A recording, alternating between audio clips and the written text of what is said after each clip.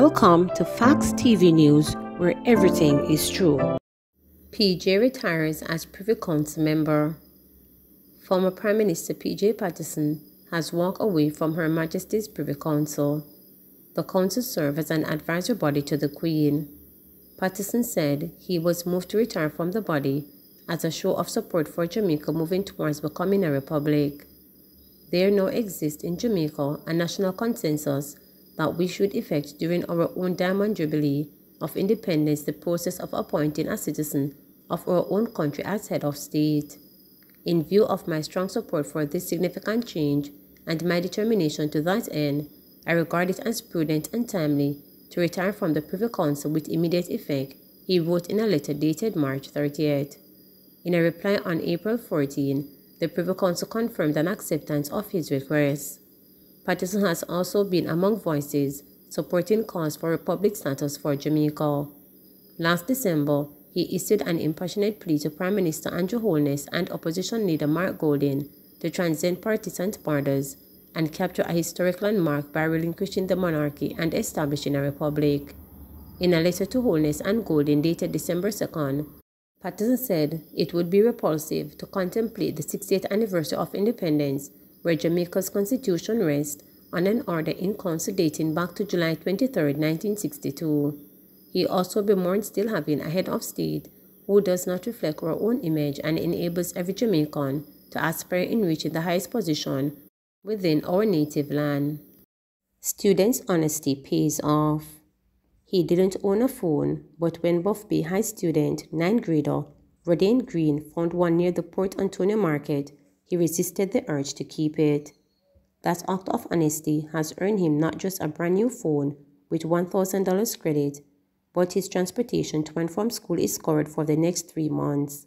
Additionally, a sermon was held at the school on Monday dedicated to praising him for his good deed. It all began on March 30 when Constable Michael Wright accidentally drove away from the school with his phone on top of his car. An incident happened in the police vehicle and I rested my phone on top of the police vehicle and forgot. While I was in Norwich, I remember that the phone was stopped the vehicle and looked on top of the vehicle. When we looked, no phone. Constable Wright recounted during the ceremony at the school's regular morning devotion. The $70,000 phone, said the constable, who is also a pastor, was valuable because it contained information that is crucial to his job and ministry. As a distraught Constable Wright sat at the Port Antonio police station, mulling over the loss of his phone, he saw a young khaki-clad boy running towards him. The student had the cop's phone in his hand. Wright, a consummated storyteller, recounted his encounter with Green as the entire school body and staff members of the Buff Bay High School listened, hanging on to his every word. He was obviously relishing telling of the tale and his audience loved every minute of it. Sir, see your phone here, he said, Green told him. The young man told the constable he knew the lawman was the owner of the phone as he had seen his photo on the lock screen and he had remembered him from the talk on conflict resolution he gave at the school. I said, thank you very much, but I didn't have anything on me to give him. I said, give me your number so that I can compensate you later. The young man looked at me and tell me, say, sir, me no have no phone. That touched me, recounted the policeman.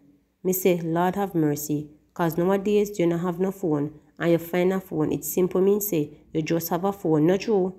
Wright and other members of the Community Safety and Security Branch of the JCF have now ensured that Green not only has a phone, but a whole lot more. The young man decided to give me back my phone. Today is his day, Wright said to loud cheers from Green's peers and teachers. Him coulda take me old phone and me buy back a new phone, but today, me I keep my old phone and give my new phone, the cop added. He has also committed to providing Green with school supplies for donations he gets annually. We are presenting him also with a school bag, $1,000 credit, and for the next 3 months, Digicel and the Community Safety and Security Branch are giving him $10,000 for transportation to and from school, Wright announced. I say to you all, honesty is the best policy. When you find anybody's property, you ensure that you establish the owner and try and give them back, he urged his students as a teary-eyed Green looked on. The young lad admitted that it had crossed his mind to keep the phone. When I found the phone, the first thing came to my mind is that I need a phone, so I must not give it back. When I think about it, I said, if it was my phone, I would not want anybody to take it away, so I just return it, he explained. I recognize the police officer because I see him down at the school and on the phone. I felt kind of good when I was handing the phone back to him. When I told my parents about the phone, they told me, it is the right thing you did, I am proud of you. He was shocked, he said, at the outpouring of support for his actions. I feel good and I say thanks to all the persons, he said with a smile. On behalf of members and the president of the School Parent Teachers Association, George Brown, presented Green with a headset that he said used with a brand new phone and a bag of goodies. He had been moved to tears, he said, when he heard of the young man's good deed. Green's action had also caught the attention of one of the school's club that focuses on doing the right thing and works with the civil group National Integrity Action. Rodane, we are proud of you. Your action illustrates our message, and for this reason, we're going to award you as an Integrity Ambassador and grant you honorable membership of the Integrity Club of the Buff Bay High School.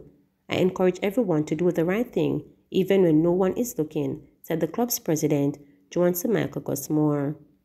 Guidance Counselor Suzette Simi thanked the young man's parents for the good job they have done raising him. He lives with his father, Rodolph Green, and his stepmother, Venice Carter, in Port Antonio. We need this kind of thing in our society where everyone can understand that our society can be a place where we can live in peace, where we can have respectful people and their property, and where we can live in harmony and love. Thank you so much, Rodane, and to your parents for the way they groom you. What you did is coming from some special place, she said. I am still in awe and overjoyed by what this young man did. There is hope, and it is encouraging to know that our students are actually listening. This is a very significant honor that Rodane has come through these halls here and responded in that manner. There is hope for our youths, and we'll continue to teach values and attributes to our children and hope they practice to do what is right, she added.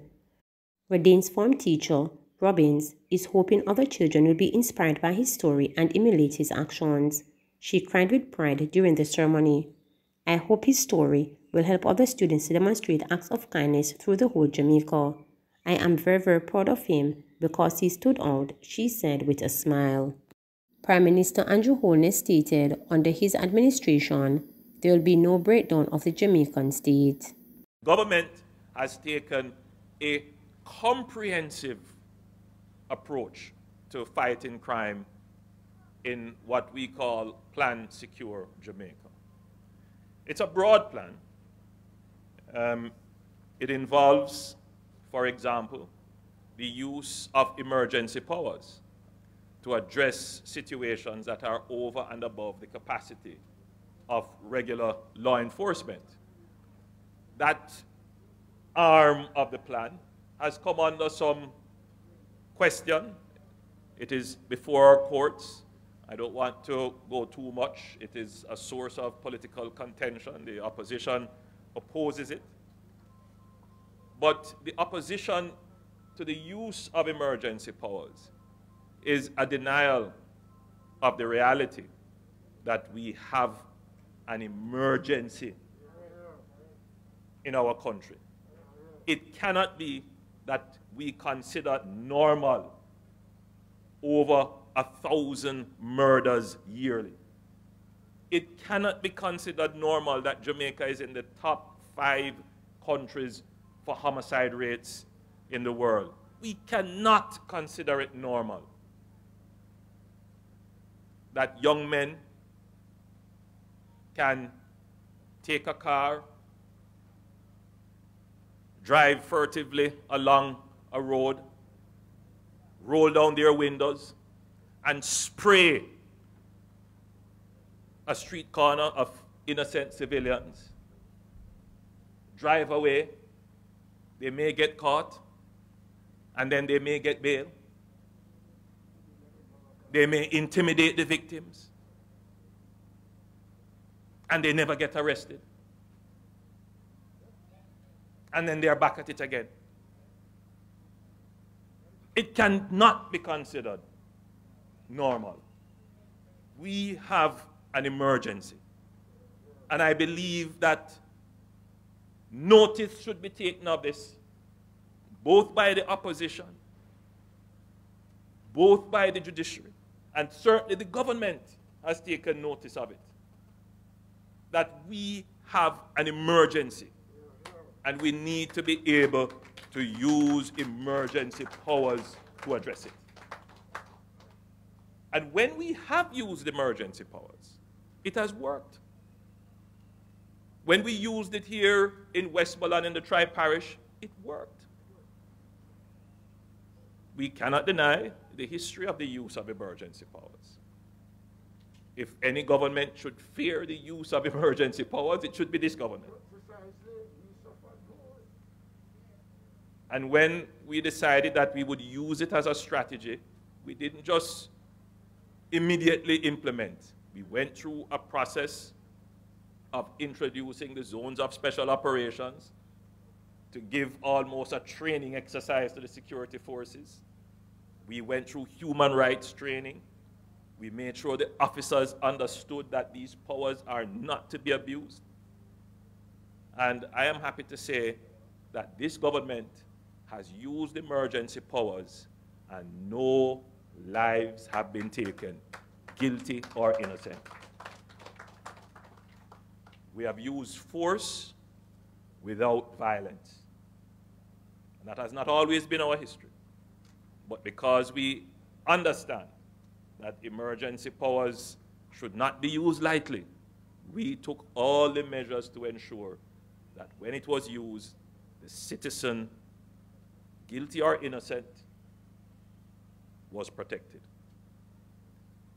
And I believe that the majority of Jamaicans, in looking on at the challenges they face when they wake up in the morning and they go out to get their news sources and they see, you know, people at a bar just having fun, 2 men just come onto the scene and kill 3 people.